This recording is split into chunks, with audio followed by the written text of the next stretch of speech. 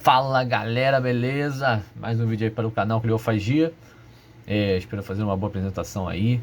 Para quem não me conhece, eu sou o Eric, faço atualmente mestrado pela UERJ, sou orientado pelo professor Rafael Pinheiro de Araújo. E o tema aqui que eu vou apresentar é sobre História Econômica, um texto que eu vou apresentar no programa de mestrado da UERJ. Eu espero que seja uma boa apresentação. Bom, a começar, né, eu vou apresentar os autores para vocês. Os autores dos textos são o João Fragoso e o Manolo Florentino, né? Eu vou começar apresentando o João Fragoso, no qual ele possui graduação em História pela Universidade Federal do Rio de Janeiro, né?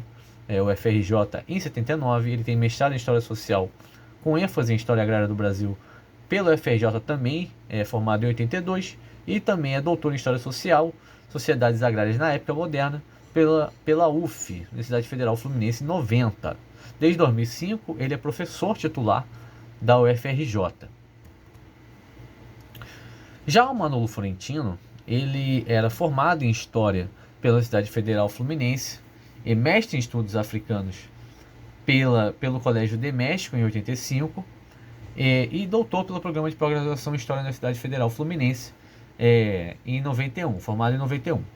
Ele faleceu em 12 de março de 2021, ou seja, ele não está mais conosco. Então, para começar o texto, né, o texto, a temática do texto, ele começa, né, falando sobre história econômica e sobre o declínio da história econômica ao longo do final do século XX. Essa história econômica que teve um auge com o marxismo e o estruturalismo nas décadas de 50 e de 60, onde o contexto apontava, né, para uma investigação, para uma explicação que tentava, né, uma explicação econômica que tentava explicar todas as coisas.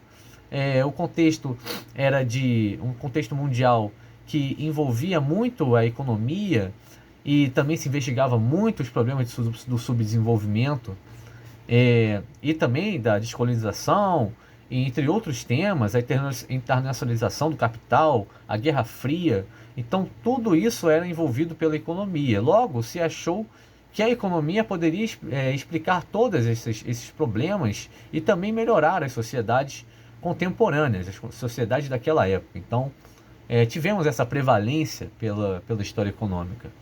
E aí, tivemos esse auge na década de 50 e 60 por um enfoque estritamente econômico. Aliás, um enfoque que não só estrito, mas também lato, no sentido da palavra lato, aberto, que tentava explicar todas as coisas, ou seja, construir interpretações que eram pretensamente globalizantes em torno da economia. Isso começa a mudar a partir da terceira geração dos análises, que após né, tem o seu nascimento ali junto com eventos da Revolução Jovem de 68. Historiadores como Jacques Degoff começam a questionar os primados da historiografia, que enfatizavam o aspecto econômico. E se tem, né, ali durante a década de 70 a divisão dos estudos historiográficos entre diversas parcelas, diríamos que umas parcelas de estudo historiográfico que se dividiam, né, entre as mentalidades, entre a infância, com sexo, investigavam medos, investigavam era mais rico em relação à explicação somente economicista das coisas. Então começou-se a analisar fragmentadamente aspectos da historiografia, aspectos dos estudos historiográficos. E aí, com isso, tem-se uma queda do número de estudos relativos à história econômica, por causa desse baque, durante as décadas de 70, 80 e 90. Bom, a ideia central dos autores é que a história econômica, ela sim deve se comunicar com outras esferas do estudo histórico, apesar do seu consequente declínio com a nova geração dos análises e a emergência da história cultural como um foco de estudo mais assertivo. Ou seja, a história econômica deveria se comunicar, né, com esses subâmbitos da história, né, e tais como, né, a história política e a história cultural, aspirando uma história mais próxima da totalidade, sendo também seu ponto de partida. Ou seja, a história total ela não deveria se centrar somente na história econômica para poder tentar se explicar. Ela deveria somar a história econômica com esses outros subâmbitos para tentar apresentar uma explicação mais geral e mais completa dos temas analisados pela historiografia. Bom, eles refutam, consequentemente, uma hipótese. Eles não acreditam na hipótese de que a história econômica não se encaixaria mais em uma sociedade em franca pulverização, ou seja, nessa sociedade que agora divide seus estudos de forma mais particularizada, mais privada, né? E ela acredita que essa história econômica possa, né? Eles acreditam que essa história econômica possa se somar a esses estudos que estão agora sendo mais particulares, que analisam realidades de forma mais singular. E aí, né, essa história econômica, no caso, se somaria essas microáreas dos estudos historiográficos que construiriam, né, ajudariam, como eu disse anteriormente, uma visão mais ampla das temáticas analisadas.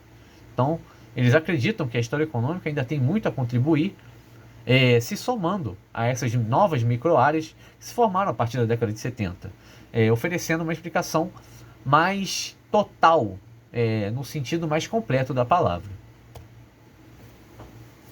Em relação à utilização da documentação, os autores utilizam estudos de universidades brasileiras para demonstrar que os estudos de história econômica estavam em declínio, e essas universidades brasileiras eram a USP, a UF, a UFRJ, nas décadas de 70 e 80. Né, eles pegam as monografias que, apesar de estarem em crescimento ao longo da década de 80 e 90, os números dos estudos de história econômica estavam diminuindo. E eles usam, né, essas monografias para demonstrar esse declínio, tanto brasileiro, né, que eles falam que é brasileiro, mas também eles apostam que essa tendência seria mundial. Eles também utilizam diversos estudos para comprovar a relação da história econômica com outras sub-áreas do estudo das sociedades na história, ou seja, eles pegam diferentes estudos que mostram, né, que a história econômica não estaria nunca isolada do aspecto cultural, do aspecto político.